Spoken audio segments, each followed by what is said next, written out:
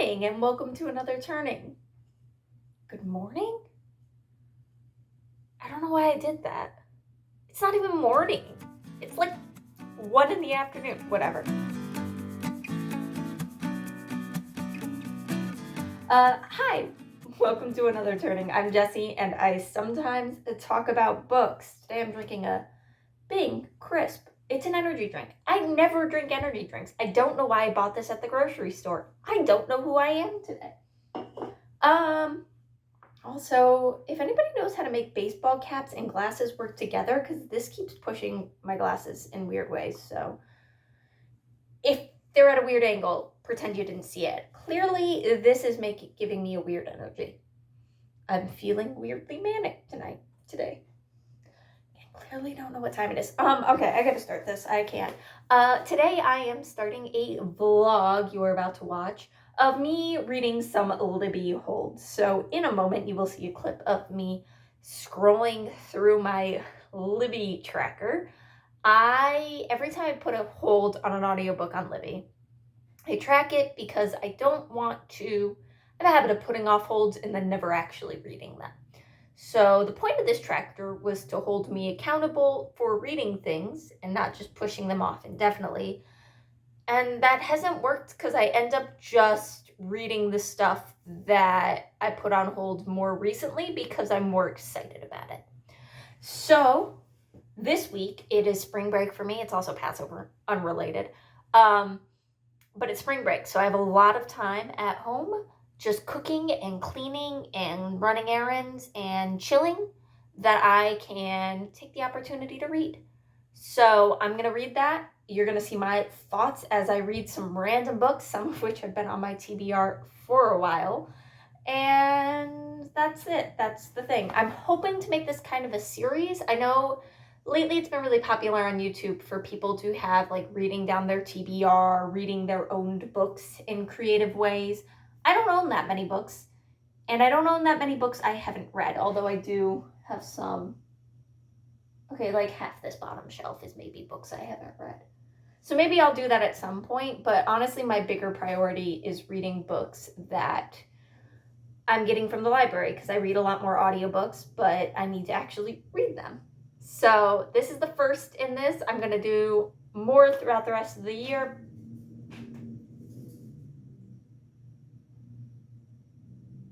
Do you hear that? I have no idea what that sound is. This apartment building makes more weird random noises than anywhere else I've ever lived. I'm going to take that as a sign that I should just shut up and get to the video. Enjoy. Okay, so what we are looking at right now is my Libby holds spreadsheet. It's part of my rating system one, so these are where I rate books. And I have every book that I currently have on hold here. And what I do is every time I hit delay, I check off one of these boxes. The idea being that if I delay a book for more than 10 times, I really don't want to read it that much anyway, and I'll just get it off my want to read. The problem is what really tends to happen is that books I don't really want to read that much or don't want to prioritize that much, like say maybe The X Talk or The Magic Mountain or Master and Commander that I want to read eventually but not right away, I will put on like a 6-month thing every time I delay it, so it only gets delayed a couple times. And the books that I actually do want to get around to, like say Saint Death's Daughter or The Collective Regrets of Clover, I'll keep putting shorter holds on and rack them up much faster. So as you can see, I'm about ready to pop on one of these. So instead of doing that, I figured let's sort this and see what our top ones are. So I think Collective Regrets of Clover, I'm going to read this vlog no matter what, because it's about to go. And then these ones, we'll do 5 and up. I will go ahead and get rid of the delay on the hold, and we will see what comes in first. So, all right, and that should be the last of them if you were paying attention through however much I sped that up. There were some I skipped. I'm just going to be honest about them. Bone Ships, He Who Drowned the World, and The Lightning Thief, and Malice I skipped. Malice and the Bone Chips because I don't really want to get into a new series. Same thing with The Lightning Thief. At one point I want to sit down and like binge the whole series. And then He Who Drowned the Worlds because I do need to reread She Who Became the Sun first. So that's just going to have to wait a minute. If either while looking through my Libby holds here, and I will just kind of keep scrolling through them slowly here, if there's any books on here you think I should prioritize, let me know, because I think I'm going to do a couple more. I can't believe my heat just turned on. I'm just going to keep talking through it. Because I think I'm going to do a couple more vlogs like this as the year goes on, where I prioritize some of my Libby holds. So if there's any of these you think I should read and I don't read by the end of this, let me know. I think I know what some of you are going to say. I'm going to go get a shower, and we will see when I get back what I am reading first. Okay, that was really quick. I had a bunch come in while I was in the shower, I think 3 or 4. And probably the first one is based on which one I undelayed the first, but that's okay. So I will be starting with The Collective Regrets of Clover. I'm going to eat my breakfast. It's Passover. Matzah and cream cheese for breakfast. I'm going to eat my breakfast and then go grocery shopping, and I'll listen to it through all that, and I will let you know my first impressions when I get back. All right, back from grocery shopping. The dishwasher's running because before I went, I decided to clean out our fridge, and here's the sign. If you've been waiting for a sign, here it is. If you have leftovers in your fridge you've been thinking of throwing away, do it now. It's never worth procrastinating. It's not worth it. It's only going to get worse. It's on my flour making things. Anyway, so that's why the dishwasher's running, and we're just going to have to talk over it because I couldn't find a button to pause it. So I'm about 20% into The Collective Regrets of Clover by Mickey Brennan, something like that. I don't know what I thought this book was. I knew it had to do with death, but for some reason I thought it was a romance, and I thought there was something vaguely supernatural about it, like almost like the Dead Romantics type thing, like there was a ghost involved or somebody was talking to dead people or something. Anyway, but it's not, at least not yet. So we are following, our main character is Clover, and she is a death doula, which is somebody that kind of spends time with people shortly before they die and in some ways brings them comfort before they die. And so her job is to just be around people. Like hospitals will call her, and, you know, especially if they don't have anybody else. Like sometimes she does help like families with like how to, you know, when to say goodbye and things like that. But mostly her job is to just be around people that are dying and have no one else. And this has kind of made her, this plus the fact that she saw a lot of death when she was young, kind of has made her a little bit jaded. She's still very hopeful. I don't know, maybe jaded's not the right word, but she avoids people. She thinks, well, people respond to her job kind of weirdly is part of the problem. And then the other thing is that she, you know, she's seen a lot of people die, and she doesn't want to see people she cares about die. So those kind of things, she kind of keeps people at arm's length. And at the beginning of this book, there's a man that sees her at a death cafe, which is kind of situation where they you kind of just talk about death, who seems interested in her. And so maybe this is a romance. I don't know. I'm 20% in, and it's really just been her musing about her life.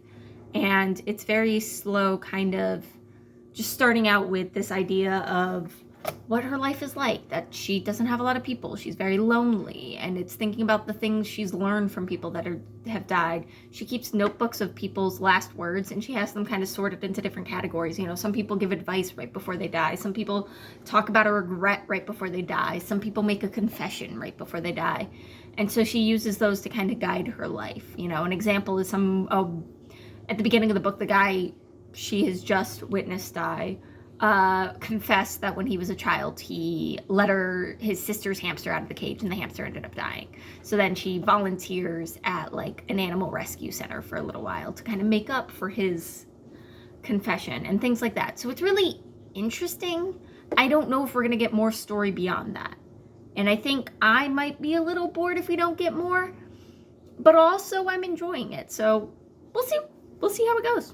Tonight for dinner is gonna be a pot roast, so I am just chopping up my vegetables, prepping them. I just finished The Collective Regrets of Clover. I don't really know how I feel about it. It is firmly in the category of women's fiction, like what I would think of that way, an Eat, Pray, Love kind of book, you know? It feels very similar in vibe to me as Una Out of Order. I haven't read it, but I feel like The Husbands is similar. The only difference is this doesn't have anything supernatural in it. So like don't go in expecting that. I don't know why I was expecting that, but nothing supernatural in here. So where this goes is that Clover ends up the guy that she met at one of the death cafes. His grandmother ends up terminally ill, and so he decides to hire Clover to help with taking care or with his grandmother. And it's just kind of this quiet story of him, Sebastian, who I can't stand, by the way, coming to terms with his grandmother's death, and then Clover's interactions with him and his grandmother and her new neighbor kind of propelling her to confront the fact that she is not living her life. And she kind of uses the fact that she's still grieving her grandfather as the excuse for that. And I actually really love the way this book talks about grief. I mean, obviously, it's the kind of book where you would expect it to. But because there is this element going through of, like, people expect you to eventually move past grieving, but you never really do, which is interesting because I recently had a conversation with somebody about that, like, the acceptance part of grief doesn't mean you're not sad anymore, because why would you stop being sad that somebody... Anyway, whatever. And I mostly liked it. I hated Sebastian. He got on my ever-loving nerve. Her friend that moves into her apartment's really good. There's the elderly man that runs the apartment she lives in, is really neat. There's a bookshop owner we see a couple times, and there's another young man we meet towards the end. This is going to be way too many mushrooms, but I don't want to not use them and have them left over, so we're just going to use them all. And I'm going to be upset at the number of mushrooms in my pot roast. Anyway, so mostly that was all good, but my biggest problem is that Clover is very naive. Now, I'm not sure exactly how old she is. I would guess late 20s at the youngest, and she's very naive, and I'm trying to like justify why that feels the case for me, and it's not be like, well, she's never had sex, which is stupid. Obviously, I don't believe that makes you naive, but it's just like a lot of the feelings she's going through are feelings I went through when I first left college when I was like 22. And it feels a little strange to me that at her age, she hasn't confronted these things yet. And the book doesn't really address that. Like, her problem is not that she hasn't addressed these problems. It's that she has, I don't know, it's certain things. But then there's other elements of it that I actually think are well done. I don't know. I can't quite wrap my head around it. But other than that, I really did like this book. I liked the themes. I really loved the conclusions that were made. I liked the characters in it, and it was nice. It dragged a little in the middle, but overall I thought it was very good. Yeah, it wasn't bad. I just am not overwhelmed by it in any way. I think it was just a little bit bland, I think is how I would describe it. Like, it's very feel good. It's very happily ever after in a way that, like, I don't know. I guess I wasn't emotionally resonating with it. And that's what kind of left me a little uncertain in the end. I think if I wrap it around and try to concisely figure out what was bothering me about it, that would be it. Next up, let me grab my laptop and see what's come in Libby. I think it might be women talking, but I will grab my laptop and check what has come in. Loading. Does it take your, like, laptop to sync? Yep, it's going to be Women Talking by Miriam Towes. Figure that out in a second. So I will click borrow on that and be starting that and give you my first impressions tonight. I just recorded, like, half this clip, And I wasn't even recording. That's a new one for me. I normally accidentally start recording when I don't mean to.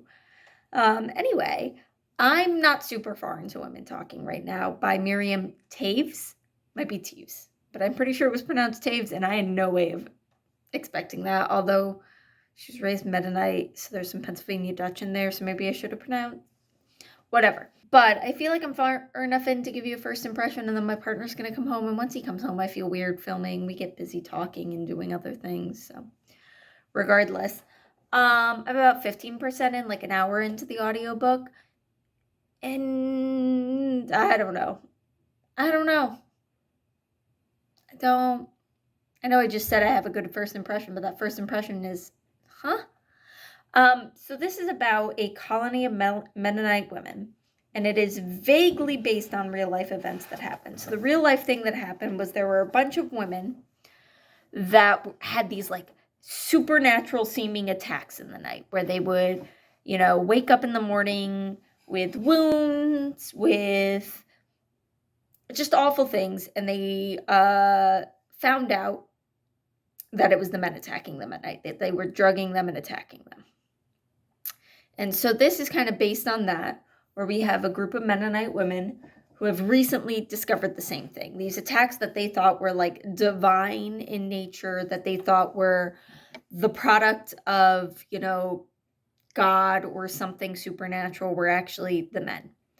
And the men are away for a little while, so they have this opportunity to talk and decide what to do. Do they stay and just put up with it? Do they fight back, or do they leave? And premise-wise, this is interesting. I am definitely intrigued. I think my big problem is that, not a problem. The thing that's confusing me is that the narrator of this is a young man who is taking minutes at their meeting. And he had been, when he was a child, his family was excommunicated, and he has come back into the Mennonite faith. And I'm conflicted about that. Mostly I just feel confused by why this story about women and sex... Sorry, somebody walked by with their dog. This story of women being abused and their decision on what to do with it is being told by a man's point of view. And I get that the stylist is being told in like it's minutes. He's the only one that can write, so that's why. But something about that, I'm just not sure yet. We will, I guess, see where it goes. But at this moment, I am definitely a little wary of that. But it's also being written by a woman, so I don't know. I don't know yet. And that's kind of my feelings. The writing is interesting. I don't love the narration. It's very, well, I don't know if this is writing or narration. It's probably the comedy. It's very like straightforward. Here are the facts. And it's a little dull. So this one might end up being a DNF. What I think I'm going to do is keep reading it tonight. And I will see how I feel picking it up tomorrow. Because that's usually a big sign for me on DNFs is like, if I'm like, I don't want to keep reading this after I take like an hour off, it's usually a pretty good sign to give it up. This is just going to be a really quick video shot to check in. Why? The heat turns on the second I start filming, I swear. And like, I could just turn it off, but it takes like 10 minutes for it to stop running when I turn it off, so whatever. I am DNFing Women Talking. I just kind of basically, like I suspected, I woke up this morning and I went, no. So I got about 20% in. I just found it kind of boring. I wasn't interested in the story, or that's not true. I think the story sounded interesting. I like the concept of these women trying to figure out how to respond to, the horrible things happening to them. But it was, the title tells you, it's literally just people talking. And I just wasn't interested. And then on top of that, the fact that the perspective we're getting it from is a man just made the whole thing, I wasn't vibing with it. So that's going to be a DNF.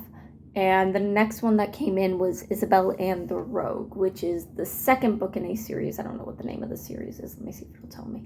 Isabel and the Rogue by Liliana de la Rosa. This is the second book in a series about Mexican women that end up in England. It's this family, 3 girls, who end up in England, and they all are falling in love. And I know this one's about the, I think, youngest girl. I don't remember. The first one was fine. I really, really, really liked it until we got to the sex scenes, which is not uncommon, but it did inspire me to start a list of words I never want to see ever again. Also, in that one, they did the thing where they get married like halfway through, which is pretty common of like Regency type stuff because you can't be having sex if you're not married. And he exclusively referred to her after that point as his little wife.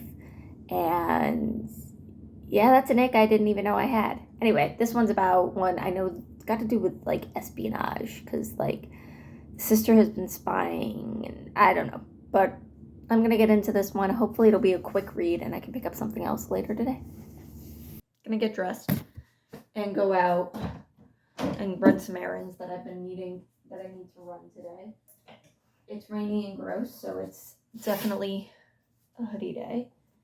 I've read the first 4 chapters of Isabel and the Rogue.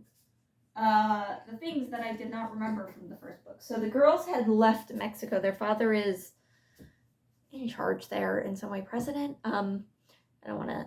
I'm my knowledge of history bad, especially like Napoleonic pre-World War One stuff. So it's the late 19th century. And these sisters ended up, they were fleeing because France is coming,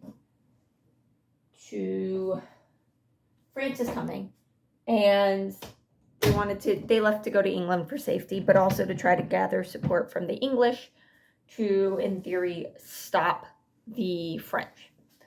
And that was the first book. This book, we're following Isabel, who's the middle sister. She's quiet. She is largely considered to be less pretty than the others, but in a very racist way. She is the one that has the darkest skin tone, so it's a little, some big colorism going on. And she was given a separate task to just kind of spy and dig and see if she can find anything that would maybe help her family garner support. Meanwhile, our other character, the Rogue, who is named Silas, is also a spy. He fought in the Napoleonic Wars and came out of it with a lot of guilt. Although, there's talk about Napoleon still around. Like, Napoleon's the one that's invading Mexico. So I guess that's not done. Anyway, he has a lot of guilt over being in charge and people dying. And so now he works for the government kind of to look and see if there are any traitors amongst the aristocracy. I think this book is so fast. Like I'm 15, 20% in, like 2 hours into the audiobook. It's just so fast. There is so much happening. Part of it is, though, that the start of these guys' romance, the meet cute, happened in the last book. I don't want to give away what happens in the last book, so I'm not going to say too much. But they've already met. They've already had their discussion. So there's a little bit of, we're missing that part of the romance. So overall, I think that's just kind of part of what's making the pacing feel weird to me, is that like it feels like we missed the first like quarter of this book because it was in the last book. But now that that's an annoying zipper. But now that I've gotten myself adjusted to it, that I am used to it, that I kind of have my grounding, I am definitely much more interested in seeing where it goes. And seeing this romance develop more. Right now it's kind of a reluctant thing. They're both clearly into each other. But, this guy has a reputation for being a rogue, which is something he's cultivated intentionally because it gives him access to, like, people. And she thinks of herself as, like, less than desirable. And so that's going to be kind of where the tension's coming in. But also that they're both, spying, but at cross purposes. So I'm kind of intrigued, but I have a feeling I'm going to get, I don't know, I just already feel like the middle is going to drag, and I'm barely starting it. So not necessarily loving it, but I'm excited to see where it goes. Is that my fit check? It's just jeans and a hoodie. All right, I'll see you when I finish. Morning. I've had kind of a lazy morning today, finishing Isabel and the Rogue. Yesterday I did go to the library and pick up a bunch of the books that maybe I could end up reading. I have this. I did get the Collective Regrets Clover. But I think all the books I picked up are ones that I'm not going to get to. We'll see how the rest of the week goes. I will say I'm glad I picked this up because I found that reading it physically with my eyes was a much more enjoyable experience than the audiobook. I don't know if I'm struggling to process audio lately or if it's the book itself. But listening to the audio on its own, it was just like words. It was just words washing over me, whereas when I had the book too, it helped. That said, this book felt too long, and it's not. Like, this is not too long. I don't know. I'm feeling very mixed on this. I really, really enjoyed Isabel and Sirius. Not whatever I called him before. His name is Sirius. I really liked them as a couple. I thought they were really cute together. I thought their chemistry was really there. But I think there was just maybe a little too much outside of their romance in this book. And that seems unfair because it's definitely the story that De La Rosa wanted to tell, and I don't want to like knock her for that because like that was always present. The like historical fiction element of this historical romance was always important. This isn't just the historic time period, isn't just the setting, it is actually informing the story, and I like that in theory. In practice, I found it to be kind of a distraction. In addition to that, Isabel has another suitor that it's very obvious she's not into. It has to do with her spying and things like that. And I found that distracted a lot. Like, I kind of felt bad for the guy. Like, I really felt bad for the guy. And then on top of that, like, end, there is a conflict between them. Is this a spoiler? I don't think it's a spoiler. Part of Isabel's reluctance to grow attached to anyone is that she fully intends to go back to Mexico. I mean, all of the sisters intend to go back to Mexico. But of all of them, Isabel is the one that's like most resistant to forming a life in England because she knows she's going back to Mexico. And it just feels like in terms of the romance, in terms of the love story, the solution to that is so obvious and nobody points it out until like the second to last chapter. And that kind of bugged me. But overall, I did enjoy this. I thought it was cute. I will definitely be reading the third one, which is about the youngest sister, Gabrielle and the Grace, I think is what it's called. I think I'm going to have the same problem with that one as I did at the beginning of this one, though, which is that, like, they've already met and started their love story in this book. And I think when it comes to romances, that's not my preferred method. I prefer very staunchly, like the Brown sisters. Those romances are very self-contained, separate stories. This, you do kind of need the progression. The next book I'm going to be reading is Wylding Hall. I have that.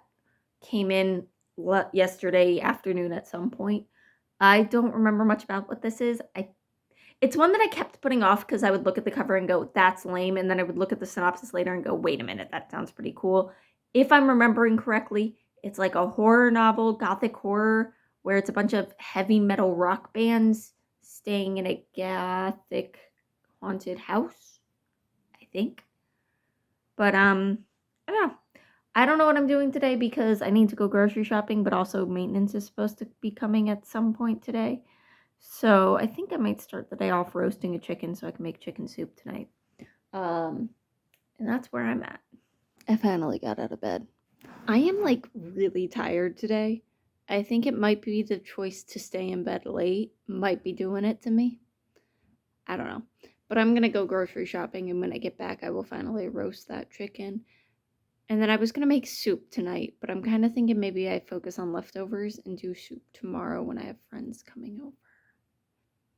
I don't know. Wylding Hall. Interesting. There is a list of narrators a mile long, which probably should have given it away that this is interview style, which is interesting. Yeah, it's it's giving, it's folk horror is where it's going, and I think it's going to be very slow getting anywhere. I mean, it's definitely built up the tension.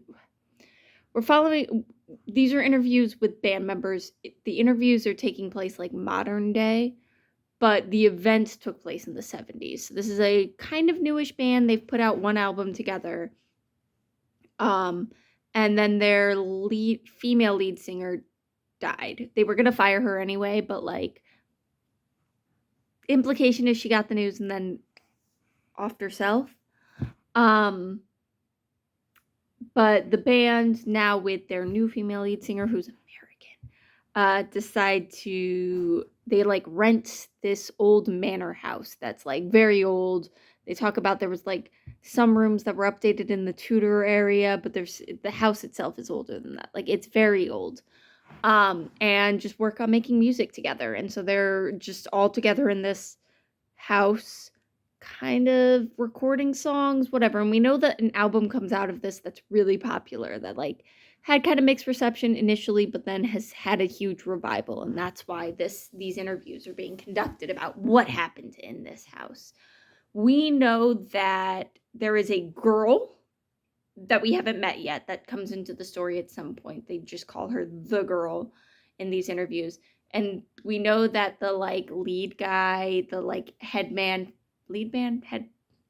whatever, for the band also is dead.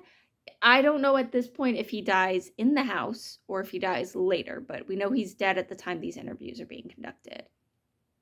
And the vibes are definitely weird. We get hints of like strange stuff going on in the house. Like, the one guy walks into a room and it's just full of dead birds. We heard this story about like this tradition of killing wrens the day after Christmas has come up. So I'm intrigued to see where this is going. I just don't have a lot to talk about. What I'm hoping at the end of this, I can come back and say, if you like Daisy Jones and the Six but wanted folk horror, I'm hoping I can come back and say that, because it's kind of what it's giving so far. But it's very focused in on like what happened in this house. So there is some messy band drama though. Like, the front man is sleeping with the girl, the lead singer, and all sorts of stuff going on. I think it's the front. I can't keep the characters straight. But anyway, I'm finally gonna go do that grocery shopping I need to do. Excuse me. So that I can maybe make soup tonight, or at the very least I can make it tomorrow. So I'll probably finish this book while I'm out. It's a short book. So. Good morning. You can see I am out and about today. I'm actually at Target. We have some friends coming over for dinner tonight and we don't have enough chairs. So I'm going to see if they have some like nice cheap folding chairs here. Hopefully they do, and this is a quick run. Otherwise I will be driving all over town trying to find some place that has something. I finished Wylding Hall last night. I'm finding this book hard to categorize. I do think it's horror, but it's like folk horror. It never gets scary. It never gets even really honestly exciting, but it is eerie. And there's definitely something weird going on. It's one I would genuinely really enjoy to watch as a movie. I think I haven't added anything to that list for a while. I think it would make a really good like faux documentary. I think it would be really interesting to have like this band recounting what happened. I also want to hear the music. So they're more like a folk band. What is acid folk is what they say they are. So like a Mumford and Sons or yeah, that kind of vibe. Yeah, I don't know. I'm intrigued by it. I do think it's good. I think it's quieter. That's the word I keep using, quieter, when I don't want to say something's boring. But there isn't as much going on. There's less plot than something like Daisy Jones and the Six, where there is a lot of drama going on with everybody in the band. This is much less dramatic than any of that. And it's good. I don't have a lot to say about it, but it's good. So next should be Bookshops and Bone Dust. Bookshops and Bone Dust came in but Libby needs me to reactivate my card for some reason, and I have no idea what my PIN is. I tried the password I used to sign into the library website, and that didn't work. I checked my account online and don't find it anywhere, so I'm going to have to go into the actual library and figure that out, which isn't too bad because this is my main library, which is why I'm a little confused. So I'm going to have to go in and figure out what's going on with that, but hopefully that won't take too long. But that does mean I probably won't get to Bookshops Modest in this vlog, in this video, because I'm just very distracted by the crows flying around the parking lot. I recently downloaded the Merlin birdwatching app, which is from, which is from the, it's from a college. I don't remember which one right now. Cornell, maybe? And I'm fascinated by birds twice as much as I was before. But anyway, because that didn't come in, the next book I have is Saint Death's Daughter, which is great because I had picked that up from the library physically. So it's good that, like, it's something I can tandem read, but that book is chunky. It's 25 hours of audiobook. So that'll definitely be the last book I read for this video. I will come back to you when I'm home. After I watch Wheel of Time season finale, I have a reaction for that. So I will be back with my first thoughts on that book. I'm excited for that one, though. So, one update in my household right now. Our dishwasher broke. It floods every time we use it. And that is a pain in my butt because I am cooking a lot of food for friends coming over. So now I'm going to hand wash some dishes. I'm not very far proportionally into Saint Death's Daughter. I'm only like less than 10% in. I think I was around 7%. But it's a long book. I'm like 2 hours into the audiobook. So it feels like a good time to just give first impressions. I think first and foremost, somebody set me up wrong by comparing this to Locked 2. Yes, there's necromancy. Yes, the tone is sometimes a little irreverent.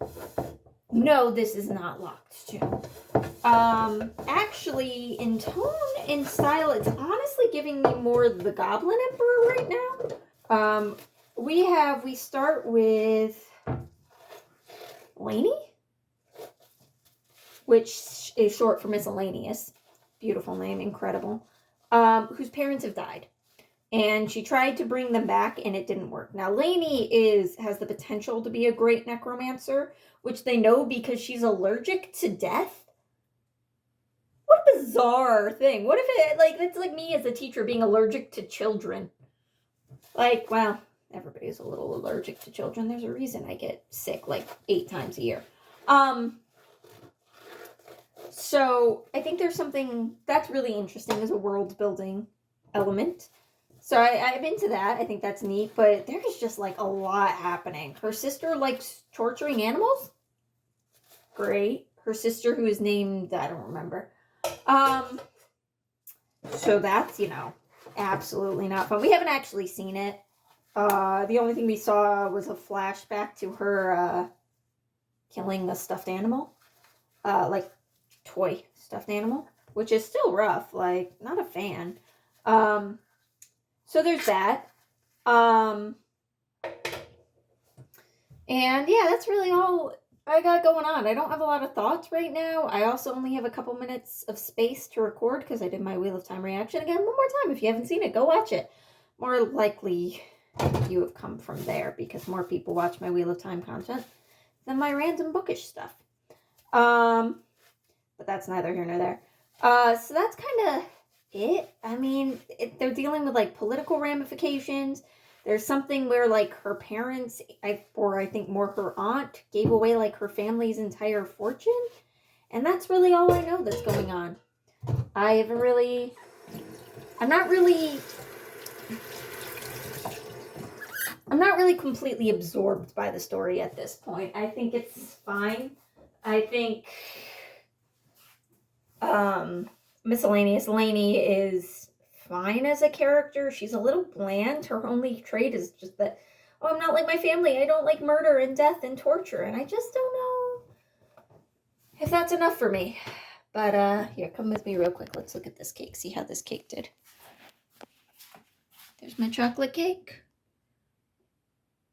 It looks yummy. Hopefully it tastes yummy. I'm worried it's going to be way too dense and maybe dry. But anyway, that's going to be it for me. I will update you probably not till tomorrow when I'm like halfway through this book and can actually give you some opinions. Good morning.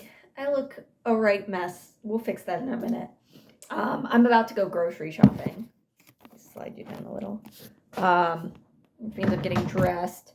But I wanted to come to you first with the bad news that I'm DNFing St. Death's Daughter. It is a soft DNF for sure. But I have no idea what's happening in this book. I barely read yesterday because my brain just could not focus. All I was doing yesterday was cooking and cleaning. I ran like one errand in the morning, and then I was cooking and I was cleaning. And in theory, that should mean I get a lot of reading done. In practice, I read almost nothing. I have no idea what's happening in this book. Just literally no clue. I know there's another family acquiring their home, and that with that home they get their like undead servant, but I don't know why Lainey is so beaten up about that. I don't understand why, like, she met some boys and there was something there. She went in a trance at one point. I think she met death. So I'm like really confused, and I think I just don't quite have the headspace for whatever is happening in this book. Like this shirt, my future sister-in-law got it for me. She's a speech pathologist, and it's cute. Yeah, so I think I'm gonna put it down. I have a tag on Storygraph. I keep books to come back to, either books I finished but don't think I fully grasped, or books that like or books I DNF but like because I think I wasn't in the right headspace. Do I ever check that tag? Maybe that's a whole nother vlog idea to get to.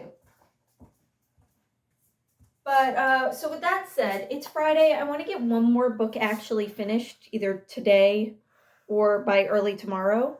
And so the next book that came in was Mortal Follies by, I don't remember the name. And this is, I believe, kind of a fairy romance, romantasy, regency thing, kind of in the vein of like Half a Soul. I don't remember. I don't remember why I put this on my want to read. I don't know why I ever put it on hold, but I'm intrigued by it. And so I think I will read it at some point and see what I think. And that some point is now. So I will let you know what I think when I get back from running my errands and I have a bit of a first impression to give you. That will be that. I keep forgetting to film my first impressions on Mortal Follies, but also, if I was going to do that, I probably should have come prepared with however much of it I have read. Why have I not done that? I don't know. 17%. I'm about 2 hours in. That's been standard. Okay. By Alexis Hall, by the way. And I was not expecting to read a book by them so soon after the last book I read by them. So that's fun. If you didn't see my trans rights readathon vlog, go ahead and watch that now. It's a little bit of a mess. It also came out like a month after the readathon, which is probably why it slipped my mind. But Alexis Hall wrote A Lady for a Duke. A Lady for the Duke. And I thought it was fine.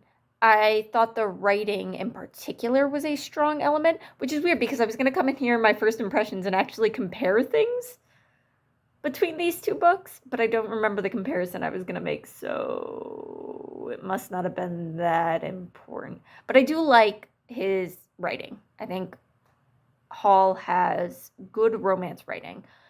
My main complaint with A Lady for the Duke, should I give that away? Or should I make you go read the blog, watch the blog to get my opinion? I thought it was way too big. And I thought, sorry, I'm just looking. Yeah, Mortal Follies is also like 400 pages. Way too long. And I didn't buy the main couple, which the romance of this hasn't really started yet, but I think I know who the couple is going to be, and I'm kind of okay with it. So in this, we have a young woman whose name I don't remember. Since I have this, let me pull up some stuff. I've been reading a lot of historic stuff lately. Michael Moore. So Miss Michael Moore, at the start of this book, has been cursed in some manner. It starts with her going to like attend a party or an event or something, and her dress dissolves off, and she is rescued by the Duke of Annandale, which is a young woman that I don't quite understand just yet. I think the Duke of Annandale may be more of a joking, like a mocking term. I don't know. So the Duke is kind of known for being a less than moral, upstanding woman.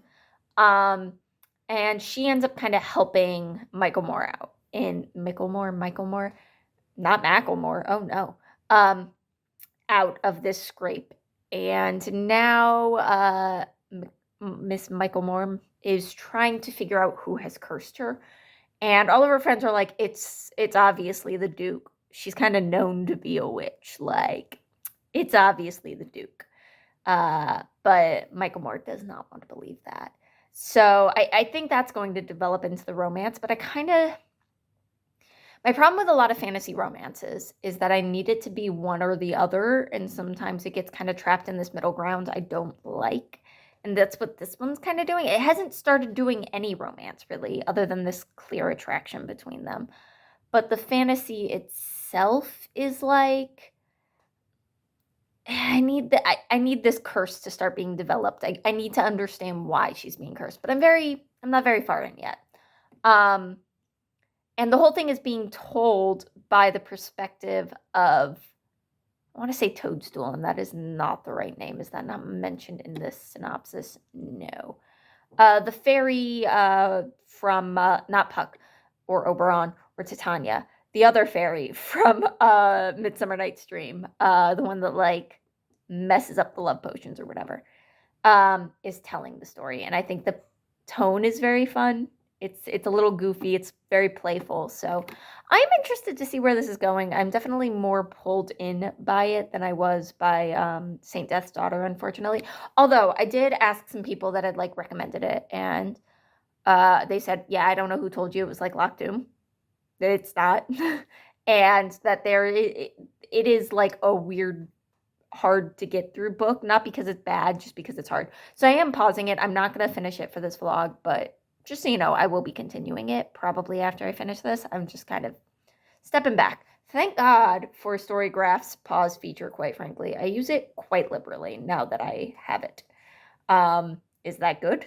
Does that mean I just never actually DNF books I should DNF? Maybe.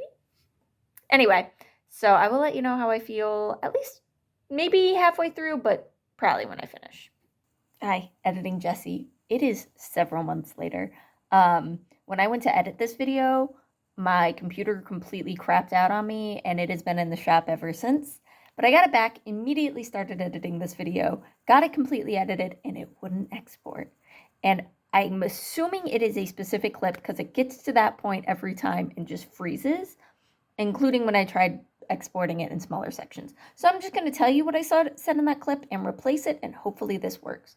So this was my mid-book check-in on Mortal Follies. I started by telling you how I hadn't read as much as I wanted to because I was busy editing my Wheel of Time finale reaction. If you, for some reason, watch only my book videos and not my Wheel of Time videos, if you could just do me a favor and go to the Wheel of Time finale reaction and just, like, suggest people look at what I say about books. And or email Jeff Bezos and tell him he's an idiot for canceling Wheel of Time. Man, I was so much more optimistic in that clip. Anyway, my mid-book update on Mortal Follies. I had talked about it up to that point. It had been much more focused on the curse. Malis Mitchellmore has been cursed, but there is definitely a romance picking up between her and the Duke of Annandale, which is kind of a disparaging comment. All of her family died kind of at the same time, and people started calling her a witch and calling her the Duke to kind of make fun of her.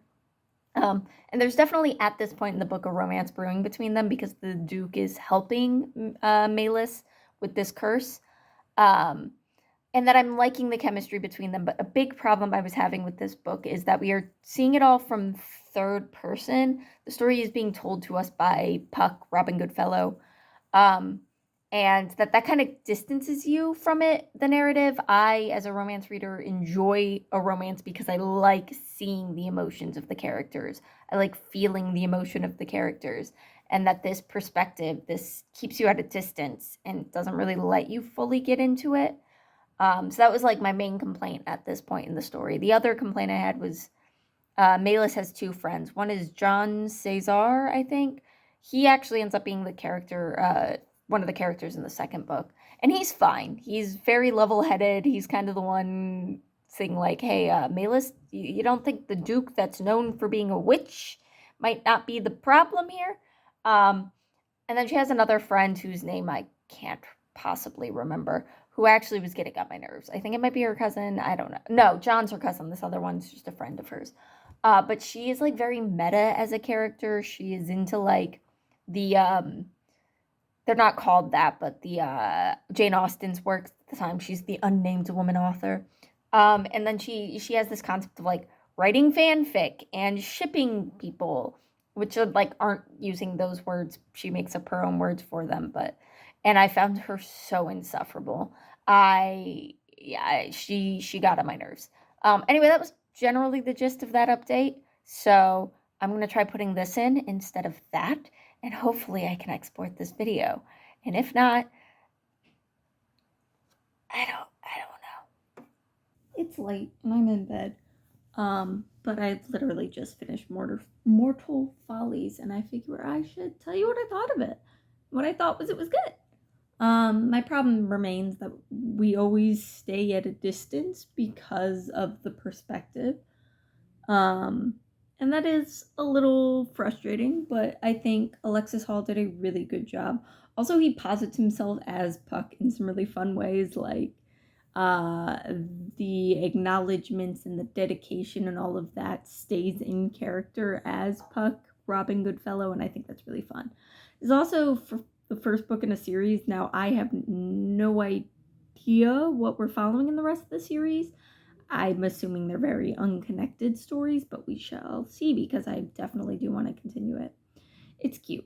I liked the romance. I think, despite my problems with their other book, The Lady for a Duke, in which I did not feel connected, did not see the connection between the characters. This one I did.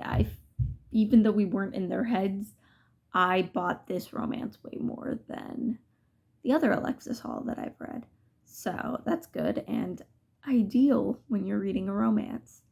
So this was good. Maybe my favorite book I read this week. I don't know. I'll have to recap this all tomorrow because it is late and time for me to go to bed. But good book. Glad I finally got around to reading it. Alright, let's wrap this video up. This week I was reading some Libby Hold veterans. I read 4 books, hard DNF'd one and soft DNF'd another. So quickly, soft DNF Saint Death's Daughter. I will be finishing this just probably in like small chunk installments as it goes. The hard DNF was Women Talking by Miriam Taves, which just simply was not for me. Of the rest of the books I did finish, I think my least favorite is probably The Collective Regrets of Clover by Mickey Brammer. This was fine. I don't think there's anything actually wrong with it, but it's been a week since I read it. Literally a week, and I already barely can remember it. Like, I was doing my Storygraph review this afternoon, and I was like, what did I think about that book again? It was a sweet story. It was fine. I just wanted a little more from it. Then I think I would probably go with Wylding Hall by Elizabeth Hand. Good book, great concept. Would love to see the movie, but it was pretty slow, a little dull going. Then Mortal Follies by Alexis Hall. which was great. It was a really fun little romance. I'm looking forward to reading more in the series and just having a fun time with it. And then by far my favorite of the video was definitely not Elizabeth, great.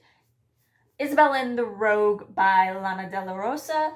This is cute. This is fun. I look forward to the third one whenever that comes out, either this year or maybe next year. The cover is gorgeous. These covers are beautiful. Like, here's the thing, right? This is a clench cover. It doesn't really look like a clench, but they did the like art so that it's not people, because I hate seeing photos of people. But it's not too cutesy and cartoony, which I know a lot of people complain about because it ends up all kind of looking the same. This is gorgeous. And the first book was equally beautiful, and the third book also looks gorgeous. The cover is already out. So this was fun. Took me a little while to get into, but once I got into it, I really loved it. And I had a great time doing this, and it very effectively got rid of a bunch of books on my TBR. I mean, that's, 6 books no longer on my holds list, so that's really great. I will continue to do this. I will think of different themes for my Libby holds to read. If you have any ideas, drop them below. Right now I'm playing around with the idea. I know what I want to do towards the end of the year will be specifically 2025 releases, but I want to wait till closer to the end of the year. Playing around, I don't want to pick a specific genre because that kind of bores me. Maybe pick a color.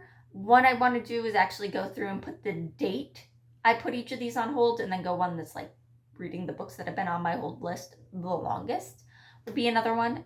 But if you have any other ideas for things I can try, let me know below. And I hope y'all stick around to see more of my videos. Like the video if you liked it, and I love y'all. Bye.